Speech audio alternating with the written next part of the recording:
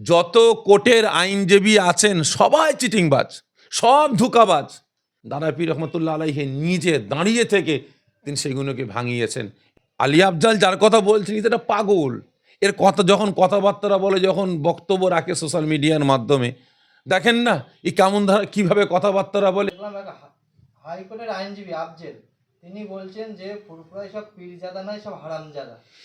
দেখেন সব থেকে বড় জিনিস আমি মনে করি, আমি বলছি, আমি পীরজাদা সাফেরি সিদ্দিকী বলছি, যত কোর্টের আইনজীবী আছেন সবাই চিটিংবাজ, সব ধোঁকাবাজ।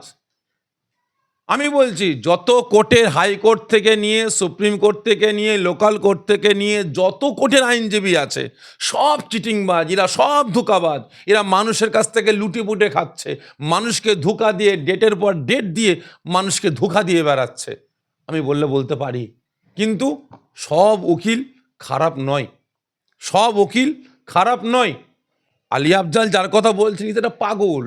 এর কথা যখন কথাবার্তা বলে, যখন বক্তব্য রাখে সোশ্যাল মিডিয়ার মাধ্যমে, দেখেন না এই কেমন ধারা কীভাবে কথাবার্তা বলে, কার পক্ষে কখন কী দিকে কথা বলছে, কখন এর পক্ষে বলছে আবার কখনো বিপক্ষে বলছে।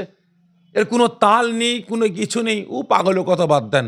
আমি মনে করি উকিল সাহেবেরা যথেষ্ট ভালো আছেন, আমি সবাইকে খারাপ বলবো না, তবে এই সমস্ত পাগল উকিলদের কোর্টে ঢুকতে দেওয়াটাই ঠিক বলে আমার মনে হয় না। আরও যে সমস্ত ভালো ভালো উকিলরা আছেন, আমি তিনাদের কাছে আমি অনুরোধ করব, এই সমস্ত পাগলদের আপনারা হাইকোর্ট সহ বিভিন্ন কোর্টে পাত্তা দিয়ে কোর্টের ভাবভঙ্গিমা নষ্ট হচ্ছে বলে আমি মনে করছি।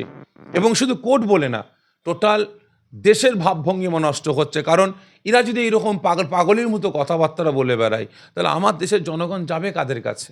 কাদের কাছে বিচারের জন্য যাবে? কাদের দ্বারস্থ হবে? আমি আমার রাজ্যের যে সমস্ত আইনজীবীরা আছেন বা আমার দেশের যে সকল আইনজীবী আছেন, তিনাদের কাছে আমি অনুরোধ করব, এই সমস্ত পাগল মেড়া এদেরকে কোর্টে না ঢুকতে দিয়ে ওয়াটার ব্যবস্থা আপনারা নেন। তিনি আরো বলছেন যে এখানে যে মাজার আছে, সেই মাজার পুজো হয়, মাজার পুজো না হলে আপনাদের খাওয়া হয় না। দেখেন সব থেকে বড় জিনিস হচ্ছে দাদা পীর রহমতুল্লাহ আলাইহি, তিনি ছিলেন যুগ সংস্কারক।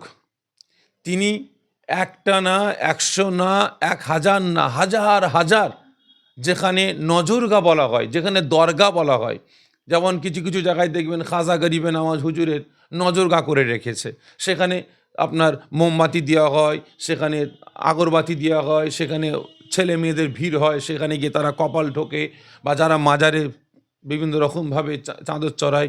দাদা পীর রহমতুল্লাহ আলাইহি এর ঘোর বিরোধী ছিলেন। আজকে দাদা পীর রহমতুল্লাহ আলাইহি এরকম হাজার হাজার নজরগা, দরগা দাদা পীর রহমতুল্লাহ আলাইহি নিজে দাঁড়িয়ে থেকে তিনি সেগুলোকে ভাঙিয়েছেন এবং শিরক মুক্ত করার ব্যবস্থা নিয়েছেন।